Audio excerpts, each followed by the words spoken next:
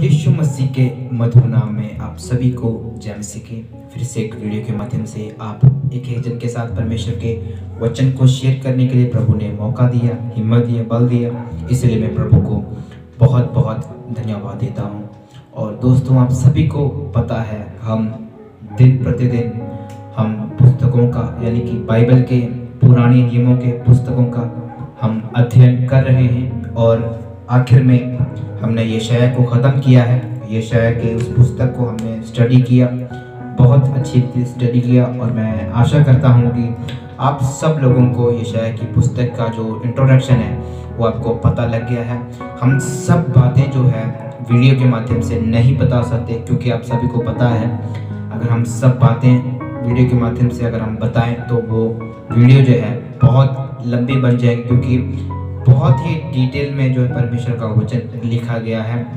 और अगर हम उस डिटेल में अगर आपको हम बताएंगे तो काफ़ी समय जो खर्च होगा। इसीलिए हमने जो है शॉर्ट में आप सभी को बातें जो वचन में लिखी हैं, पुस्तकों में लिखी हैं, उन सभी बातों को आपको शॉर्ट में हमने बताया है। और उम्मीद करते हैं कि आपको एक बेसिक इंट्रोडक्शन यानी कि पुस्तक में लिखा क्या है और आपको क्या क्या देखने को मिलेगा, ये सब बातें हमने यशायाह की पुस्तक में और पिछले उत्पत्ति से लेकर यशायाह तक की सब पुस्तकों का हमने अध्ययन किया है। और मैं विश्वास करता हूँ, आशा करता हूँ कि आप सभी को जो पुस्तकों का जो है जानकारी है, नॉलेज है, आपको मिल गया होगा। और अगर आपको वीडियोस अगर हमारी नहीं मिल रही हैं पुस्तकों के अध्ययन की, तो हमारे चैनल के प्लेलिस्ट में जाइए। उस प्लेलिस्ट में आपको मिलेगा द बाइबल करके एक प्लेलिस्ट हमने बनाया है। उसमें उत्पत्ति से शुरू होकर यशायाह तक की सभी पुस्तकें मैंने वहाँ पर प्लेलिस्ट बना के रखी हुई हैं। आप जाकर चेकआउट कर सकते हैं और प्रभु की आशीष को प्राप्त कर सकते हैं। पुस्तकों का जो नॉलेज है आपको ज़रूर मिलेगा। आज हम अगली पुस्तक यानी कि यिर्मयाह की पुस्तक के बारे में आज हम अध्ययन करने वाले हैं। और अध्ययन करने से पहले जितने लोग जो वीडियो में नए हो, वीडियो को जरूर से लाइक कर देना और चैनल पर नए हो चैनल को सब्सक्राइब कर देना और बेल वाला आइकन भी दबा देना और ऑल नोटिफिकेशन पर सेट कर देना, ताकि जैसे ही हम वीडियोस डालें और भी जो ऐसे नॉलेजेबल वीडियोस हम आपके लिए लाते रहेंगे, तब आपके पास नोटिफिकेशन सबसे पहले पहुंच सके। इसलिए ऑल नोटिफिकेशन पर आप सेट कर दें। और इस साल हमारा टारगेट है कि हमने 1000 सब्सक्राइबर्स कंप्लीट करने हैं, तो ये मस्ट है कि आपने सब्सक्राइब जरूर करना है और चैनल को जो सब्सक्राइब करके और लाइक ज़रूर कर देना है। और किसी भी टॉपिक के रिगार्डिंग कोई भी कन्फ्यूजन है तो आप ज़रूर हमें कमेंट करके बता सकते हैं। हम आपके लिए ज़रूर से वो टॉपिक लेके आएंगे और आपको आशीषित करेंगे। और बढ़ते हैं वीडियो की तरफ।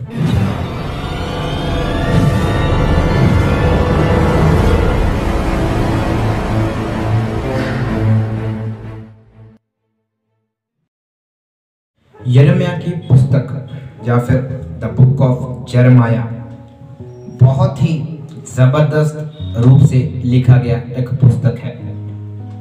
जैसे कि हमने पिछले दिनों में हमने किताबों का अध्ययन किया, वैसे ही इस किताब को भी हम अध्ययन करेंगे। बहुत सारी बातें इसमें करने के लिए हैं, लेकिन सब बातों का एक निचोड़ जो मैं आपके सामने रखूंगा। हिल्किय्याह का पुत्र यिर्मयाह ने इस किताब को लिखा है, यानी कि आपको ऑथर मिल गया है किसने इस किताब को लिखा है। ऑब्वियसली बात है, जिसका नाम है उसी ने ही इस किताब को लिखा है, तैयार किया है। उसके अगर हम यिर्मयाह की किताब पहला अध्याय उसकी पहली आयत को जब हम पढ़ेंगे तो हमें वहाँ पर ये मिलेगा, हिल्किय्याह का पुत्र यिर्मयाह जो बिन्यामीन देश के अनातोत में रहने वाले याजकों में से था, उसी के ये वचन है। यानी कि हिल्किय्याह का पुत्र यिर्मयाह जो बिन्यामीन देश के अनातोत में रहने वाले याजकों में से था। यानी कि इससे हमें ये पता लगता है कि यिर्मयाह जो है एक याजक था। यिर्मयाह जो था एक याजक था, उस याजकों के बीच में से एक था। तो उस याजकों में रहने वाला एक व्यक्ति था यिर्मयाह। और यिर्मयाह के बारे में उसकी पुस्तक में बहुत सारी बातें जो लिखी हुई हैं जो यिर्मयाह को संबोधित करती हैं। हम पढ़ेंगे उसका। Jeremiah dictated his prophecies to Baruch, his secretary. Jeremiah is often called the weeping prophet, यानी कि जब हम यिर्मयाह की किताब 9वां अध्याय उसकी पहला वचन और 13वां अध्याय उसकी 17वां वचन यानी कि 17th वर्स को जब हम पढ़ेंगे तो हम वहां पर यह पढ़ सकते हैं कि यिर्मयाह को रोने वाला प्रोफेट कहा गया है।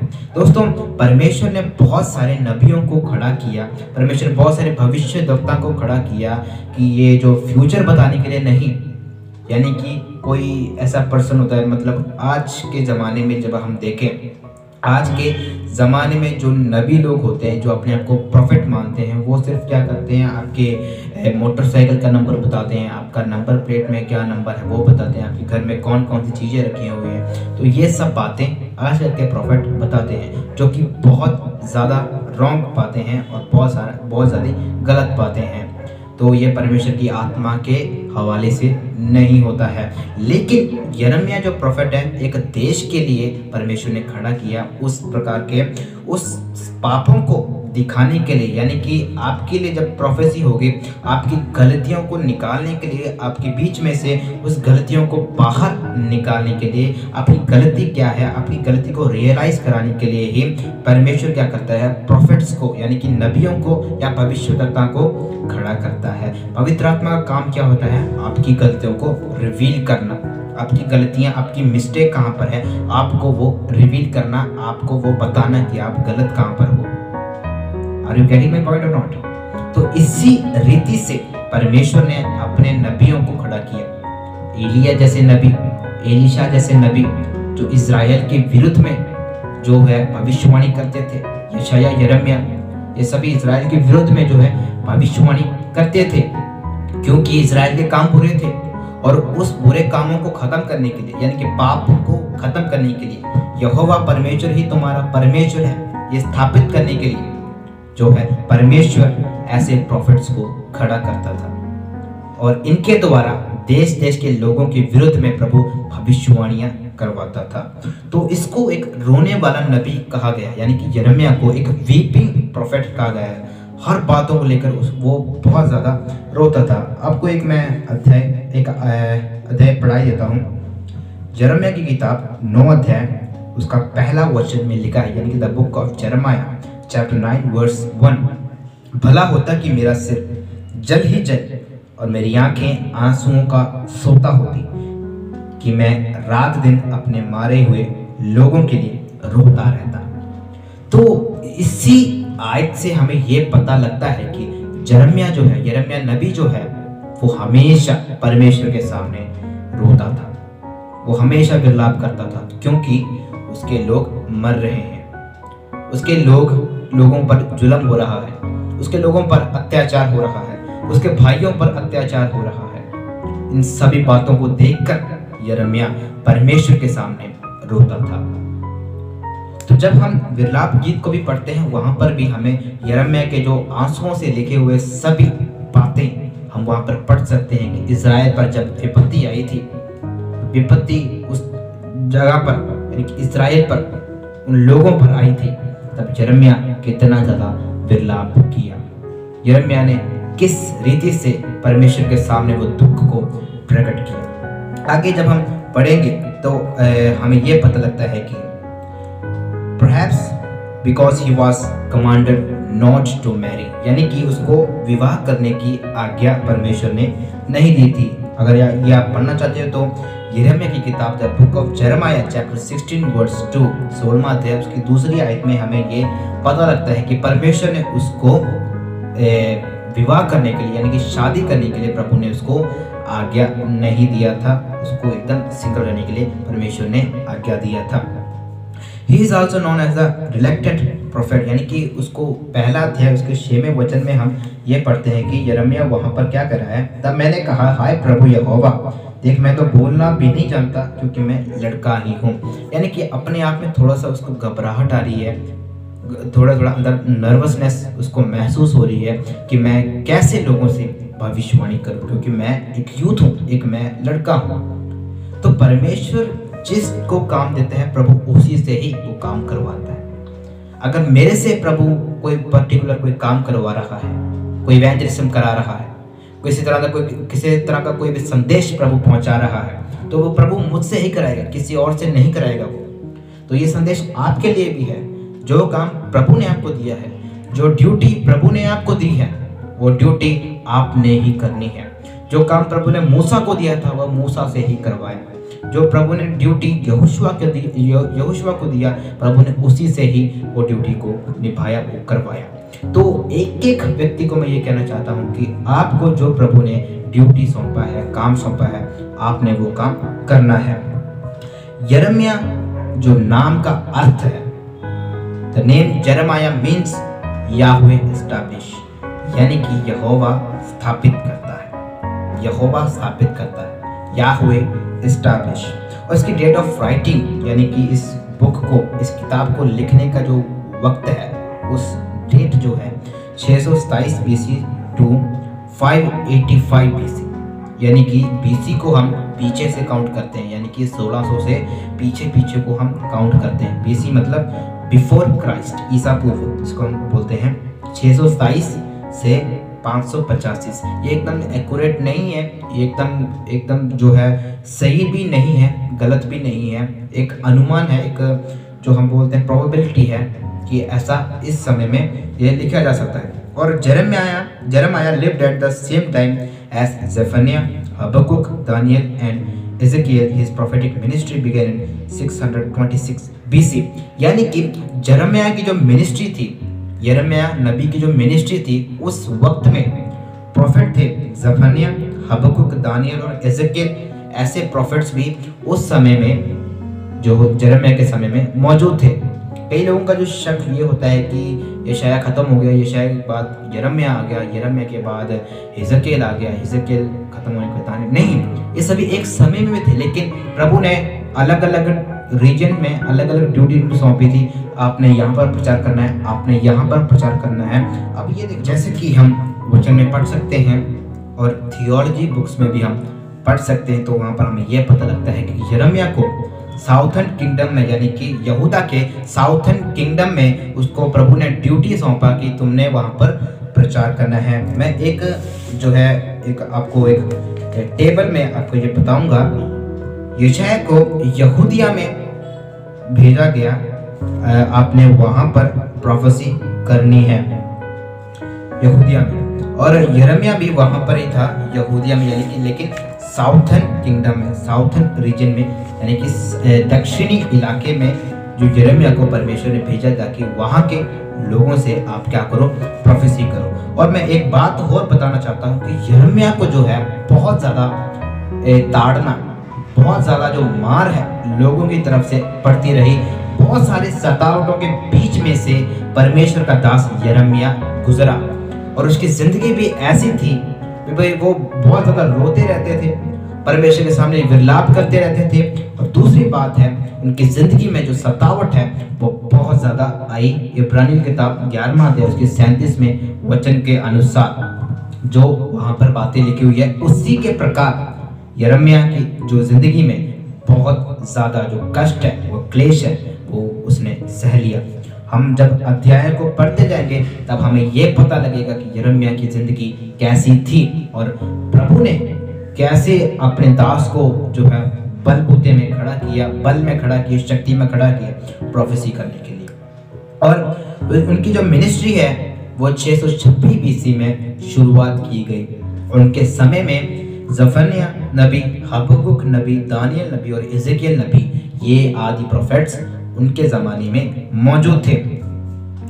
और since Ezekiel began his ministry in Babylon in 593, हम ये बातें एजेकियल की किताब की जब हम इंट्रोडक्शन करेंगे तब हम पढ़ेंगे, लेकिन यिर्मयाह की बाद उसका जो विलाप की यानी कि द बुक ऑफ लेमेंटेशंस, उसको हम पढ़ेंगे और उसके बाद हम एजेकियल की किताब को स्टडी करेंगे। तो एजेकियल की किताब की जब हम स्टडी करेंगे तब हम एजेकियल की पूरी बैकग्राउंड के बारे में स्टडी करेंगे, उन्होंने कहाँ कहाँ भविष्यवाणी किया, ये सब बातें वहाँ पर हम स्टडी करेंगे। Jeremiah was put to death while living in Egypt.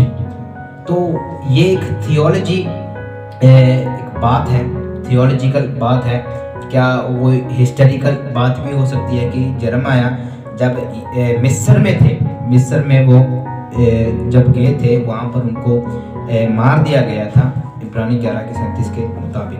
तो ये पूरा पक्का भी नहीं हो सकता, पूरा गलत भी नहीं हो सकता, क्योंकि ये एक हिस्टोरिकल बैकग्राउंड हो सकता है। और बहुत सारे स्कॉलर्स का यही मानना है कि जब मिस्र में यिर्मयाह यानी कि जो जरमाया है, जो प्रोफेट है, वो जब गए थे वहाँ पर उनको मार दिया गया था। और इसका थीम एंड पर्पस दो चीज़ें हैं, यानी कि इसका थीम और इसका उद्देश्य, इसका निचोड़ और इसका उद्देश्य दो बातों को दर्शाती है। Warnings of God's judgement against sin, यानी कि इज़राइल के लोग अगर पाप कर रहे हो, अगर गुनाह कर रहे हो, परमेश्वर से बेमुख होकर चल रहे हो, परमेश्वर के नाम को तुच्छ जान रहे हो, तो आपके लिए एक वार्निंग प्रभु ने दिया है यिर्मयाह के थ्रू। तो आजकल के जमाने में भी यही होना चाहिए। लोगों के पापों को, भविष्यवक्ताओं को चाहिए, जो आजकल अपने आप को प्रोफेट्स मानते हैं, उनको चाहिए सच्ची आत्मा में लोगों की गलतियां। मैं एक बात बताता हूँ, अगर कलीसिया है, कलीसिया में अगर आप गलतियां बोलोगे, कलीसिया में कोई लोग नहीं ठहरेंगे। इसलिए पास्टर लोग क्या करते हैं, गलतियों को छुपा देते हैं, उनकी गलतियों को जितना हो सके ढांप देते हैं, और ये देखते हैं कि भाई हमने लोगों को बढ़ाना है, हमने कलीसिया ऊपर करनी है, हमने लोगों को हमने इकट्ठा करना है, हमने एक बहुत बड़ा भीड़ बनाना है, और भीड़ बनाकर हमने मिनिस्ट्री करनी है। लोग जैसे भी हो, गलत हो सही हो, आते रहे। तो ये मिनिस्ट्री नहीं है। मिनिस्ट्री ये है जैसे यशायाह नबी ने किया, जैसे यिर्मयाह नबी ने किया, लोगों की गलतियां रिवील किया, क्योंकि उनके अंदर पवित्र आत्मा थी। और पवित्र आत्मा वही होता है, उसी में ही होता है जो परमेश्वर का सच्चा सेवक हो, जो गलतियां, दूसरों की गलतियां रिवील कर दे, उसी को ही पवित्र आत्मा जो है, हमें ये पता लगता है कि उसी के अंदर पवित्र आत्मा कार्य करता है। पहला जो वार्निंग प्रभु का यही था कि अगर कोई पाप करता है उसके विरुद्ध एक वार्निंग प्रभु ने दिया हुआ है, वार्निंग। और दूसरा जो है पर्पस, दूसरा उद्देश्य ये है, the message of hope and restoration if the nation would genuinely repent, यानी कि अगर आप सच्ची रीति से, सच्चे मन से, सच्चे दिल से अगर आप तौबा करते हो, अगर आप पापों से मन फिराते हो या अपनी गलतियों का पछतावा करते हो, तब आपके लिए एक जिंदगी प्रभु ने रखी हुई है, एक उम्मीद रखी हुई है, एक ऐसा देश प्रभु ने आपके लिए रखा हुआ है जो कि उम्मीदों से है, जो कि आशीषित है। तो ये दो पर्पस इस पूरी किताब में हम पढ़ सकते हैं। तो ये सब बातें यिर्मयाह के द्वारा प्रभु ने लोगों को बताया। तो जब हम इस पूरे अध्यायों को स्टडी करेंगे, जब हम यिर्मयाह की किताब को एक एक करके हम अध्ययन को स्टडी करेंगे, तब हमें ये पता लगेगा कि क्या क्या बातें इसमें हो रही है। हमने सब सिर्फ ऊपर की ही बातें हमने कर दी। तो ये था सभी इंट्रोडक्शन यिर्मयाह की किताब के बारे में। तो उम्मीद करता हूँ आप सभी को ये अच्छा लगा होगा, नॉलेजेबल वीडियो थी और काफ़ी कुछ हमें सीखने को भी मिला। और बाकी अगर आपने सीखना है, आपको अध्ययन करना पड़ेगा। सभी बातें हम जो इस वीडियो के माध्यम से नहीं बता सकते, तो इसीलिए आपको क्या करना पड़ेगा, अध्ययन करना पड़ेगा, रीड करना पड़ेगा। तब आपको जो है समझ में आएगा कि क्या क्या बातें परमेश्वर के दास ने जो उस देश के प्रति, यानी कि यहूदा के देश के प्रति प्रभु ने अपने दास के द्वारा क्या क्या बातें की है। और जितने लोग नए हो, इस चैनल को सब्सक्राइब जरूर से कर देना और वीडियो को जरूर शेयर करना। जितने लोगों तक शेयर कर सकते हो उतने लोगों तक शेयर करना। और प्रभु आप सभी को आशीष करे। आगे हम पढ़ेंगे द बुक ऑफ लेमेंटेशंस, यानी कि विलाप के गीत के बारे में हम स्टडी करेंगे, और बहुत अच्छी एक किताब है। और आगे हम उसके आगे इज़ेकियल की किताब, दानियल की किताब, और ऐसे हम ओल्ड टेस्टामेंट की सभी बुक्स को हम कवर अप कर लेंगे। तो प्रभु आप सभी को आशीष करे। आमीन।